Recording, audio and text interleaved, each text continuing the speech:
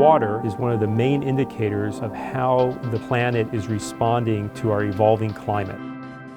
We built our civilization around the climate that we had and the water resources that we had. And if those are changing, that can have a profound impact on how we operate our society.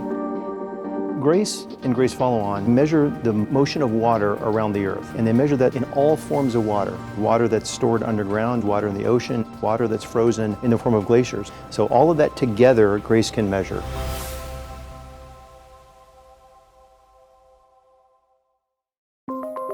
GRACE Follow-On is a mission to measure how water is distributed on the planet and how that changes from month to month. GRACE stands for Gravity Recovery and Climate Experiment. And it's a follow-on mission to this mission called GRACE that we launched in 2002. And that mission just ended a few months ago, and GRACE Follow-On is going to pick up and continue that science legacy. So even though GRACE flew for 15 years, climate is one of those things which takes place on decadal timescales. It's really important that we look at these trends over longer time periods so we can establish the forces which are driving them.